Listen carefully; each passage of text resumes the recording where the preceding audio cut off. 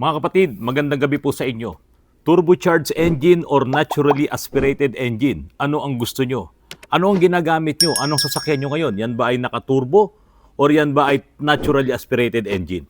Mga kapatid, magbibigay lamang po ako ng sagot doon sa tanong sa akin kasi po mayroong isang subscriber po tayo na nagtatanong dahil bibili daw po siya ng sasakyan. Alam nyo mga kapatid, pag binasa nyo yung mga comments doon sa mga vlogs ko, marami po doon ang wala pang mga sasakyan na kahit daw po sila ay nangangarap pa lang na bumili ng sasakyan, ay marami na raw po silang natututunan sa mga vlogs po ng inyong lingkod.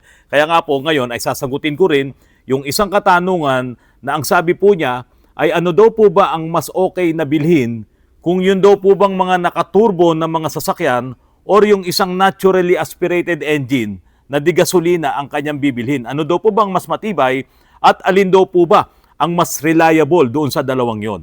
Pero bago ko po sagutin yon mga kapatid, ay ipapaliwanag ko muna ng konti, bibigyan ko lang kayo ng kaunting background tungkol doon sa mga naka-turbocharged na mga makina at doon sa mga naka-naturally aspirated na mga makina. Sa ngayon po mga kapatid, doon po sa mga sasakyan ko, isa na lamang po doon ang naka-turbocharged na makina na 4D56.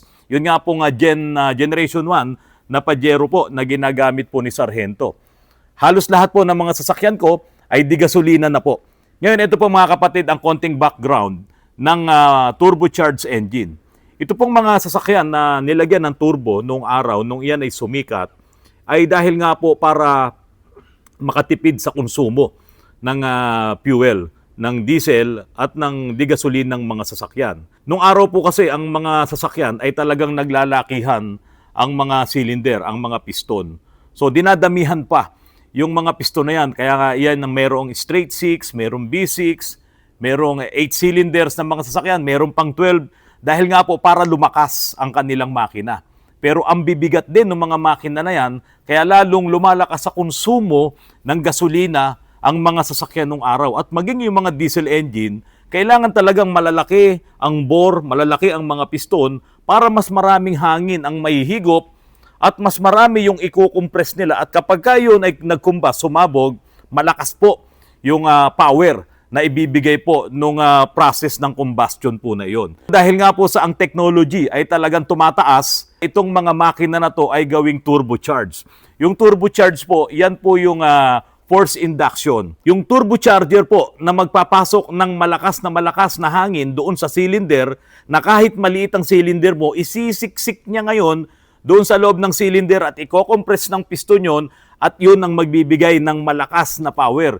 Matindi ang combustion process na mangyayari pero hindi mo kailangan ang malalaking piston. Hindi mo na rin kailangan na damihan mo yung mga cylinders po na yan. Kahit 4 cylinders lang ay kayang ibigay ng power na yon yung naibibigay po ng isang 6 cylinders or isang 8 cylinders na makina. At dahil nga po itong mga naka-turbocharged engine po na yan ay hindi na kailangan ng malaking makina, gumaan din po ang makina nito. At hindi mo rin kailangan na damihan yung mga cylinders na yan na magko-combust kaya nakabawas din po ito ng emission. So iyan yung napakaraming advantage po ng isang naka-turbocharged na makina. Pero lahat po ng mga magagandang bagay na yan ay mayroon din po yung negatibong aspeto. Ano-ano po yung mga negatibong aspeto po na yon? Ito po yung hindi nalalaman ng karamihan. Dahil po sa lakas ng force induction na yon na ipinapasok ng turbo doon sa iyong makina, nahihirapan din po yung ating makina kapag iyan ay ikino-compress. Kaya po, yung mga makina na nakaturbo, marami po dito ang ginagawa namin, karamihan po dyan may engine knocks, karamihan dyan blow-by, karamihan po dyan maingay na po talaga yung makina. Dahil nga po doon sa bigat nung kino-compress po nung piston natin. Ngayon, nahihirapan yung connecting rod bearing dito na nakakabit doon sa ating sigunyal. So sa bawat hirap na pag-compress ng ating piston na yon, yun ang nagpapadali ng buhay ng makina ng mga naka-turbocharged na makina. Kaya ang ginawa, yung mga unang design po na yan ay ginawa ng electronics yung control ng turbo na kapag siya ay nag-overboost, ay kusang sisingaw siya doon sa kanyang wastegate para po hindi niya ngayon ma-overboost yung pumapasok na boost doon sa mismong cylinder. Yung expander po na ginawa namin dito, yung nalubog sa baha na tinalikuran po ng kanyang insurance, nakahigo po yun ng tubig. Nabaluktot po ang dalawang connecting rod nun. At halos sirain niya yung piston ring. Dahil nga po doon sa tindi nung i-compress nung piston. Kasi nga po pamamasok yung tubig. Hindi niya kayang i-compress yung tubig na yun. Para siyang bakal na kumalso doon sa piston. Kaya bumaluktot po yung connecting rod. Ngayon, iba naman yung force induction na ibinibigay ng turbo. Hindi nga tubig yun. Pero mula doon sa pag-akyat at baba ng piston, yung sobrang dami nung boost na yun, kapag nag-overboost po ang inyong turbo, nagbibigay po yun ng mabilis na wear and tear doon sa mekanismo, doon sa mga bakal po, na nandoon yung mga main bearing, yung sigunyal, yung piston ring, lahat yung piston pin, lahat po kasi yon ay may mga bearings po yon, at kapag sobrang bigat na bigat yung ating piston na itulak, yung overboost po na yun, yung hangin na yon na kinocompress ng piston, yan na ang nagbibigay ngayon ng problema sa ating makina. Tandaan niyo po mga kapatid, yung pagitan po nung connecting rod bearing at saka doon sa sigunyal, papel lamang po ang ano nun, ang clearance nun. Yan isineset ng mga machine shop. Kailangan ay hindi siya namamakat, hindi siya dikit ng husto dahil mahihirapan yung ikot ng makina, at hindi rin naman siya kailangan maluwag na maluwag dahil iingay po ang makina, at papasok po yung manipis na langis doon. Kaya nga dapat sa ating mga sasakyan, lalo na kung turbocharged engine ng iyong makina, huwag kang gagamit dyan ng mga makakapal na viscosity ng langis kasi baka hindi niya pasukin. Yung pagitan nung sigunyal at nung connecting rod bearing na yan, magkakaroon ng mabilis na pagkasira ang inyong makina. Kaya kung itatanong niyo po mga kapatid, ano ang mas mabilis na masira ang makina? Yung turbocharged or yung naturally aspirated engine? Turbocharged engine po. Kaya dito nga po sa amin sa Autorans, mas marami kaming na-overhaul ng mga turbocharged engine kumpara mo doon sa mga talagang matatanda ng makina. Pero yung mga turbocharged engine, sila yung mabilis na mag-blow-by, sila yung mabilis na magkaroon ng engine knocks, at sila yung talagang ang andar ay iba. Malakas umusok, minsan maputi ang usok doon sa kanyang tambucho dahil nga yung kanyang seal doon sa piston ring, yung trabaho ng piston ring na mag-seal nung combustion na yan ay lumalampas na doon. Dahil nga po napuwersa nung turbo, nung force induction, yung mga metal po doon sa loob ng makina, yung metal-to-metal friction. Halimbawa, meron kayong pinuntahan na lugar at sobrang dami talaga ng tao. Kapag ka malaki yung nasa gilid mo na naglalakad kayo at nadikit siya sa'yo, dahil sa malaki siya, di ba, natutulak ka talaga. Parang ganun po sa trabaho ng turbo dahil sa sobrang lakas ngayon, nung pressure na yon, yung ipo-force induction na hangin na yon, itinutulak niya ngayon yung piston na halos idikit niya talaga doon sa cylinder.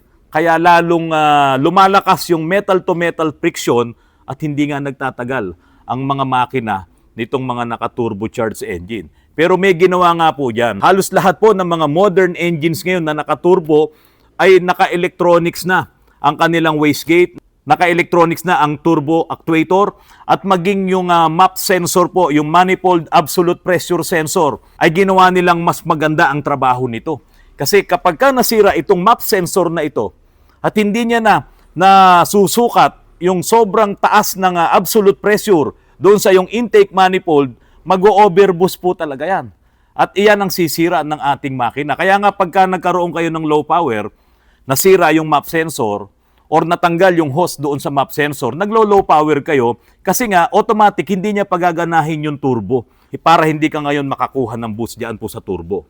Isa pa po sa dahilan kung bakit mabilis na nasisira ang makina ng mga naka-turbocharged ay dahil nga po doon sa sobrang init nung hangin na ibinibigay ng turbo papasok po sa cylinder ng makina. Doon pa lang sa intake stroke na yon, napapapasukin yung boost ng turbo, mainit na po yun, yung hangin na yun. Kaya nga ang mangyayari dyan mga kapatid, dadaan dapat yan doon sa intercooler.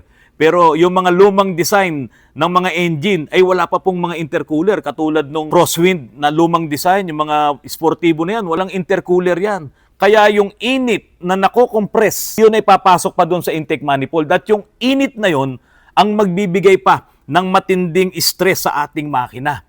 Kaya nga minsan nagkakaroon pa ng misfires dahil po doon sa sobrang init na yun. Kaya dapat talaga maganda rin ang iyong intercooler. Kaya kung walang intercooler or marumi ang inyong intercooler, hindi masyadong nahahanginan yan, isa yan sa magpapainit ng inyong makina at magpapadali ng buhay ng inyong makina. Yung mga stress factor po na yan na natatanggap ng makina natin dahil dito sa turbo ay makapagbibigay po talaga yan ng malaking problema sa ating makina.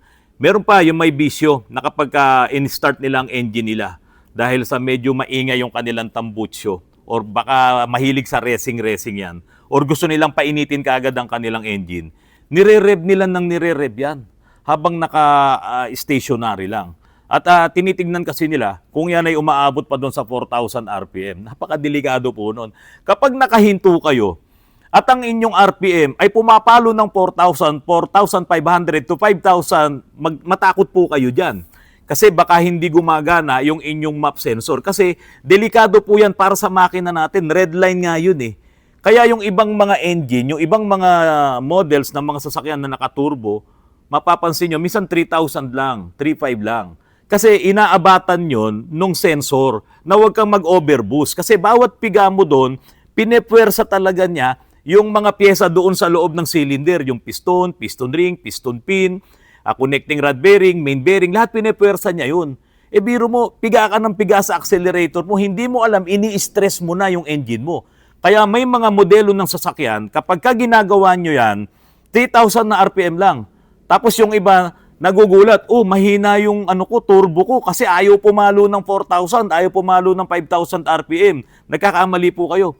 Yun na talaga yung design niya para hindi masira ang inyong engine. Ibig sabihin, gumagana yung turbo actuator, gumagana yung inyong MAP sensor para hindi mag-overboost sa loob ng makina. Pero kapag kaya naman ay ginamit nyo na, doon ngayon magbabago yung trabaho niyan. Kung talagang kailangan mo, yung 3,000 RPM, yung 4,000 RPM, 5,000 RPM, ibibigay yan ng iyong computer. Pagaganahin niya yan. Kaya lang, nandoon na nga po yung stress doon sa iyong makina. Kaya maraming mga makina na turbocharged ang talagang bumibigay. Ang mabilis na nasisira, ang mabilis na kumakatok, ang mabilis na nagbo-blow by. At karamihan, pumuputi na nga yung usok doon sa tambucho dahil nga po doon sa naglilik na yung kompresyon doon sa ibaba, doon sa crankcase at yan ay pumupunta na sa dipstick, doon sa sinusuksukan ng dipstick at bumabalik na ulit doon sa intake manifold at ibinubuga na sa tambucho. Ngayon, puntahan naman natin itong naturally aspirated engine. Bakit dinamihan yung piston? Bakit nilalakihan yung bore? Yung compression, bakit pinalalaki nila yan? Para nga maibigay yung gusto mong horsepower, para maibigay yung gusto mong speed, para lumakas yung makina. Kaya nga lang, bumigat yung makina. Dumami yung piston. Dumami ngayon yung hihigop ng gasolina, dumami yung hihigop ng diesel. Kaya lumakas din sa konsumo ng fuel, itong mga naturally aspirated engine. Tingnan natin yung isang Nissan Patrol, halimbawa, na 3.0. Yung huling ginawa natin. 3.0 Nissan Patrol 4-cylinder. Iyon po ay naka-turbo, iyon ay mayroong intercooler, at iyon po ay common rail na. Iparis ngayon natin dito sa lumang Nissan na straight 6. No? Yung piston niya, 6 cylinders. Malaki na po yun. Ang alam ko, 4 point something yun. 4.2 or 4.4 liters po yung makina na yun. Diesel engine din. Aba, hindi ito pwede sa lakas at ligsi nitong Nissan Patrol na modelo, yung 4 cylinders. Dahil ito ay naka-turbo, ito ay naka-common rail at naka-computer, samantalang ito, injection pump na 6 cylinder. Pero malakas din talaga to. Hindi ito aayaw sa lahat ng akyatan, pero hindi mo nga lang tumaasahan sa arangkadang mabilis. Dahil ito po ay mabigat ang makina. At hindi katulad nung ipinoforce mo yung hangin, ito kasi ay naturally aspirated. Pagbukas doon sa intake stroke, doon pa lang siya hihigop ng hangin. At yung hangin na yon ay yung hangin mismo na nalanghap natin. 14 something po yung atmosphere na yon. Hanggang doon na lang siya, yung hihigupin niya. Samantalang itong si 3.0 liter na yan, ay may magbibigay pa ng additional na boost. At yun na nga po, yun lampas pa doon sa 14, 20, 25, 30, 50, depende kung gaano kalakas yung turbo mo. Pero dahil sa lakas ng force induction na yun ngayon ang magbibigay ngayon ng stress sa iyong makina. Yun nga lang mga kapatid, itong 6 cylinders na to, na straight 6 nung Nissan Patrol na nauna doon sa Safari, mga kapatid, matibay po yan. Bihirang-bihira yung ma-overhaul mo yung mga makina na yan kasi hindi halos nai-stress yung makina. Yung kino-compress niyang hangin, yung kino-compress niyang pumasok sa kanya na pressure ay kayang-kaya nung mga pyesa niya. At kaya nga po, itong mga naturally aspirated engine na yan, mas matibay pa yan dito sa mga modelong mga turbocharged engine. Purbahan nyo po yung mga lumang sasakyan nyo. Yung mga lumang mga Toyota na yan, lumang mga Mitsubishi na yan. Yung iba hindi pa talaga na-overhaul. Pero itong mga bagong sasakyan, ilan na po yung ino-overhaul namin dito? Ford, Isuzu, Mitsubishi, yung mga Montero na yan, ang dami na naming na-overhaul. Kasi bumibigay po talaga yung makina dahil sa lakas ng turbo. Nag-overboost po talaga. Hindi na natin yan makokontrol. Kasi hindi nyo naman alam kung talagang sakto ba yung ibinibigay na boost ng turbo. Mas madalas talaga dyan ay nai-stress po ang makina natin. Minsan, ang nangyayari pa, kapag na-overhaul na yung engine, halimbawa, itong mga 4D56 na engine ng Montero at Strada, no, may 4D56 na counterpart yan na hindi turbo, yung hindi electronic. Minsan, nagkakapalit-palit pa yung pyesa. Turbocharge yung engine mo, ang mabibili nga yung pyesa ay hindi pang turbocharge kasi nga meron siyang ka-counterpart na hindi pang turbocharge. Ganon din po sa mga 4JA1 na engine sa Crosswind, sa Sportivo. Mayroong Sportivo na 4JA1 engine na walang turbo, natural aspirated, meron din naman na with turbo. Kapag bibilin ngayon, yung pyesa, hindi nila alam na yung pala ay para sa turbo at ang naibigay ay sa mga non-turbo. Iba po ang piston ring yan. Iba yung materialis na ginagamit yan, pati yung liner. Ngayon, isasalpak lang, kasa lang ng kasa. Ang mangyayari po doon, madali po talagang masisira ang isang turbocharged engine na nilagyan mo ng pyesa na hindi pang turbo. Kaya po sa mga pag-overhaul ng makina, hindi rin pwede yung kasa lang ng kasa, hindi pwede yung hindi mo pag-aaralan yung ginagawa mong makina. Ang nagkakaroon ng konting problema doon, nung bumili siya ng pyesa, ang naibigay sa kanya ay hindi pala akma doon sa makina na pagkakabitan niya. Yun nga po yung sinasabi ko, na pang turbo ba yan o baka naman yan ay para doon sa mga naturally aspirated engine na pagpalit. Posible talagang magkaroon ka ng problema na ang piston ring na mabibili mo ay hindi talaga pang turbo. O kaya ngayon, pagka na-overhaul na yung engine, hindi talaga tumatagal. Yun yung original na humina dahil nga doon sa overboost, doon sa ibigay na problema ng turbo, bago yun, nasira siya, what more? Kung yung in-overhaul mo na, ang nailagay mo ngayong pyesa ay hindi pala pang turbo, hindi pala original. Alam nyo mga kapatid, ngayon po, nagbabalikan na itong mga naturally aspirated engine. Sa totoo lang, marami namang mga kotse. Halos lahat po ng mga digasolinang kotse na yan ay NA po yan, naturally aspirated engine. Yung mga high performance car na mga sasakyan na may mga turbo, so kakaunti lang naman yan kasi nga mahal po yan. Pero yung ginagamit ko nga po na 86, wala naman pong turbo to. 2.0 na Waxer type engine po ito, itong GR86. Ito ay gasoline engine 2.0, wala din naman po itong turbo. Naturally aspirated lamang din po ito, pero malakas po ito, mabilis to.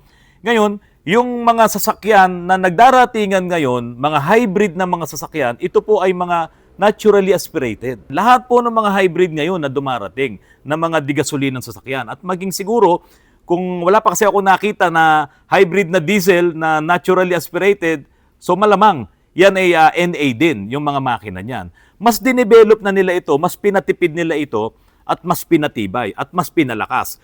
Tignan nyo po yung mga TGDI engine, Turbo Gasoline Direct Injection na engine.